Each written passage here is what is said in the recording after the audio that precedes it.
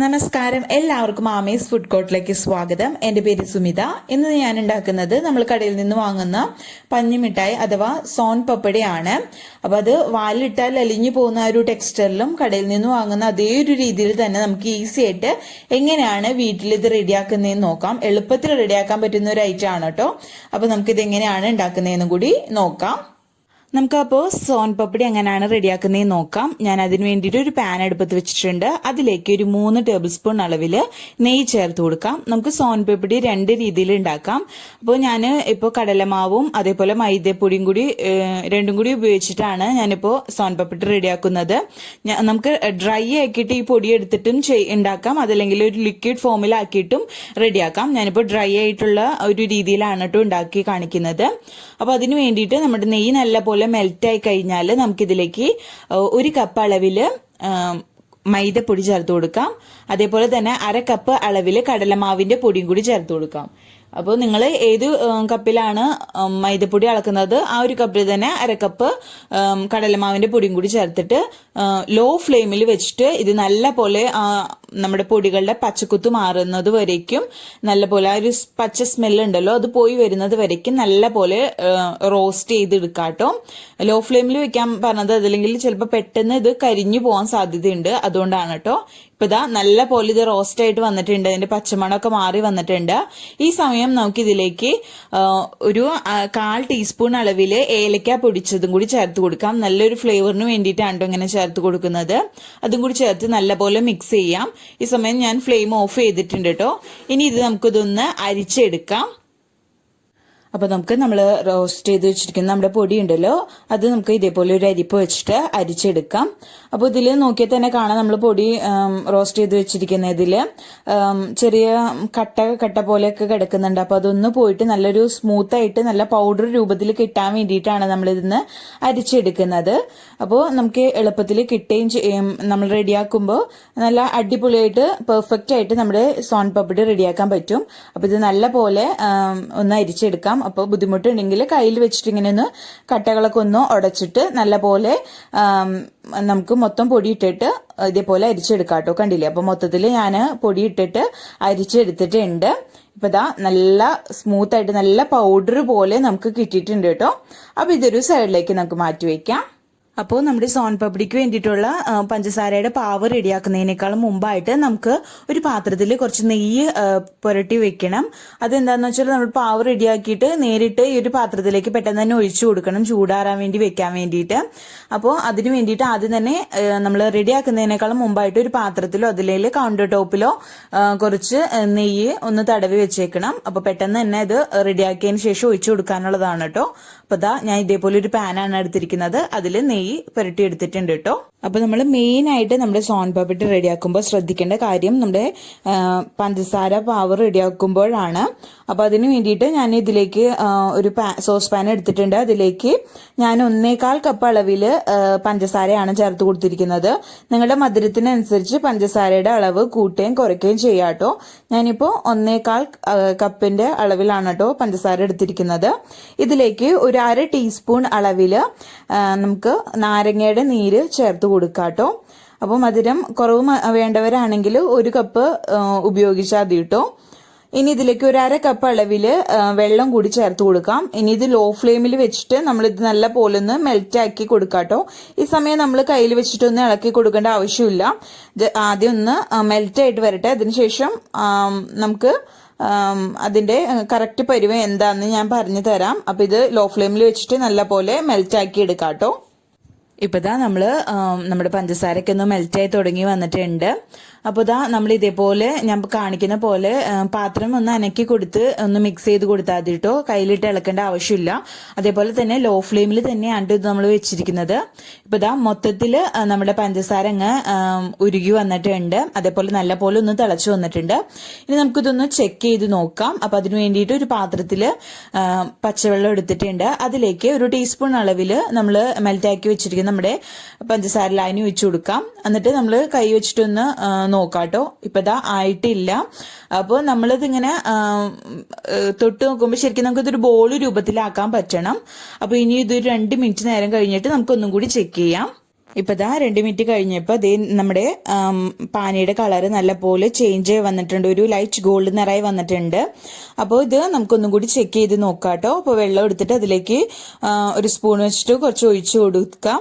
അപ്പോൾ ദാ നമുക്ക് നല്ല പോലെ നമുക്ക് ഇത് ഒരു ബോൾ രൂപത്തിലാക്കി എടുക്കാനും പറ്റുന്നുണ്ട് കേട്ടോ.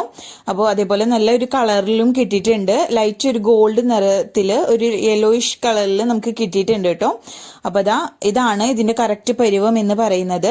നമ്മളിത് ആയില്ല എന്ന് വെച്ചിട്ട് ഹൈ ഫ്ലെയിമിലേക്ക് ഒരിക്കലും മാറ്റരുത്, അങ്ങനെയാണെങ്കിൽ പെട്ടെന്ന് ഇത് കരിഞ്ഞു പോകും. നമ്മൾ ഉദ്ദേശിക്കുന്ന രീതിയിൽ നമുക്കിത് വലിച്ചെടുക്കാൻ സാധിക്കില്ല. അപ്പോൾ ഇത് പെർഫെക്റ്റ് ആയിട്ട് വന്നിട്ടുണ്ട്. അതേപോലെ തന്നെ ഇത് ചൂടാറിയതിനു ശേഷം നമ്മൾ കൈ വെച്ചിട്ട് ഒടിച്ചാൽ ഒടിക്കാൻ പറ്റണം, അതാണ് അതിന്റെ കറക്റ്റ് പരുവം എന്ന് പറയുന്നത്. ഇപ്പൊ ഇത് പെർഫെക്റ്റ് ആയിട്ട് വന്നിട്ടുണ്ട്. നമുക്ക് ഫ്ലെയിം ഓഫ് ചെയ്യാം. അപ്പൊ ഞാൻ ഫ്ലെയിം ഓഫ് ചെയ്തിട്ടുണ്ട്. അപ്പൊ നമ്മളുടെ തേനിനേക്കാളും ഒരു ലൈറ്റ് ആയിട്ടുള്ള ഒരു കളറിലാണ് നമുക്കിത് കിട്ടിയിരിക്കുന്നത്. ഇനി ഇത് പെട്ടെന്ന് തന്നെ നമ്മൾ നെയ്യ് പുരട്ടി വെച്ചിട്ട് നമ്മുടെ പാൻ ഉണ്ടല്ലോ അതിലേക്ക് അങ്ങ് ഒഴിച്ചു കൊടുക്കാം. ഇപ്പൊ നമ്മൾ നെയ്യ് പുരട്ടി വെച്ചിരിക്കുന്ന നമ്മുടെ പാനിലേക്ക് നമ്മൾ റെഡിയാക്കി വെച്ചിരിക്കുന്ന പഞ്ചസാരയുടെ പാനി, അതായത് പഞ്ചസാര തിക്കാക്കി എടുത്തിരിക്കുന്നത് ഒഴിച്ചു കൊടുക്കാം. എന്നിട്ട് നമ്മൾ ഇതേപോലെ ഒരു സ്പാച്ചുല വെച്ചിട്ടോ അല്ലെങ്കിൽ ഒരു സ്പൂൺ വെച്ചിട്ടോ ഒന്ന് നമുക്ക് ഇത് ഇളക്കി കൊടുക്കാം. അപ്പോൾ ഇത് നമുക്ക് പെട്ടെന്ന് തന്നെ ഒന്ന് ചൂടാറി കിട്ടും കേട്ടോ. അപ്പോൾ സ്പാച്ചുലോ അല്ലെങ്കിൽ നമ്മൾ എടുക്കുന്ന ടീസ്പൂണിൽ കുറച്ച് നെയ്യും തടവാൻ ശ്രദ്ധിക്കുക, അതല്ലെങ്കിൽ പെട്ടെന്ന് ഒട്ടി പിടിച്ചിട്ട് നമുക്ക് വിട്ട് കിട്ടില്ല കേട്ടോ. അപ്പം ഇത് നമ്മൾ കൈ പിടിക്കാൻ അത്ര ചൂടാറി വരുന്നത് വരയ്ക്കും ഇതേപോലെ തന്നെ ഇളക്കി കൊടുത്തുകൊണ്ടേയിരിക്കാം കേട്ടോ. ഇപ്പൊ ഇത് ഒന്ന് ചൂടാറി വന്നിട്ടുണ്ട്, ഒരുപാട് ചൂടാറാൻ നിൽക്കരുത് കേട്ടോ. അങ്ങനെയാണെങ്കിൽ ഇത് വലിക്കാൻ നമുക്ക് ബുദ്ധിമുട്ടായിരിക്കും, ഒരുപാട് ഹാർഡായി പോവും, വലിക്കാൻ ഒരുപാട് ബുദ്ധിമുട്ട് വരും കേട്ടോ. അപ്പോൾ ചെറിയൊരു ചൂടുണ്ട്.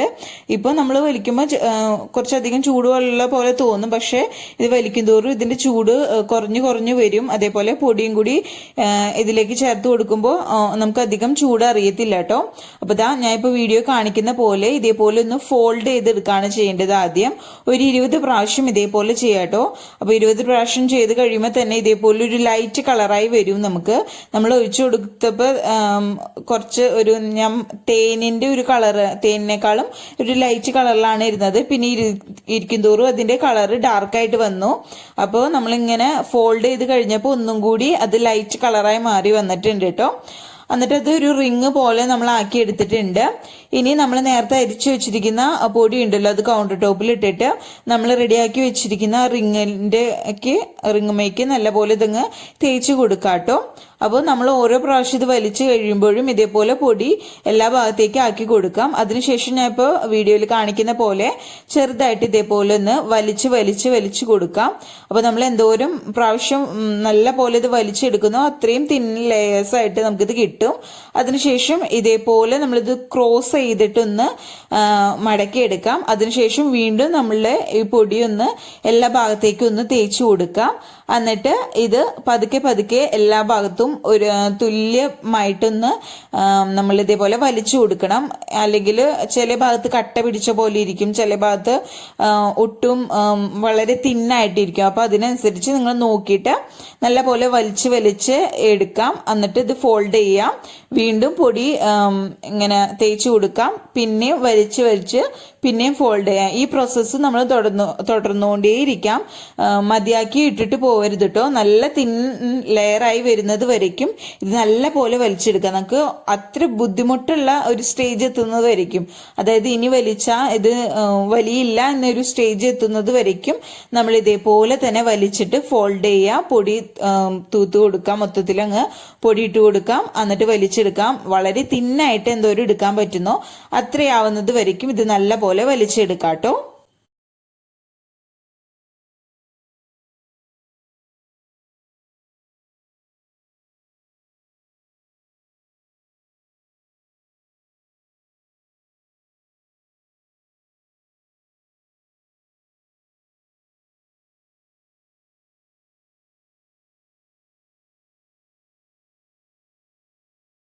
ഇപ്പൊ ഇതാ നമ്മുടെ സോൻ പപ്പടി റെഡി ആയിട്ടുണ്ട്. നല്ല തിൻ ലേയേഴ്സ് ആയിട്ട് നമുക്ക് പറ്റാവുന്ന രീതിയിൽ അത്രയും ഇത് നല്ലപോലെ വലിച്ചെടുത്തിട്ടുണ്ട്. ഇനി അതിന്റെ ഒരു സൈഡ് ഒന്ന് കട്ട് ചെയ്തെടുക്കാം. നമ്മൾ ഇത്രയും നേരം വലിച്ചിട്ട് നമ്മൾ ആ ഒരു റിങ് പോലുള്ളത് ഇതുവരെ പൊട്ടിച്ച് പോയിട്ടുണ്ടായില്ല. അപ്പൊ അതേപോലെ ശ്രദ്ധിച്ച് നല്ല പോലെ ഇത് ഇത്രയും തിന്നാക്കി എടുക്കാൻ പറ്റുന്ന അത്രയും പോലെ വലിച്ചെടുക്കാം.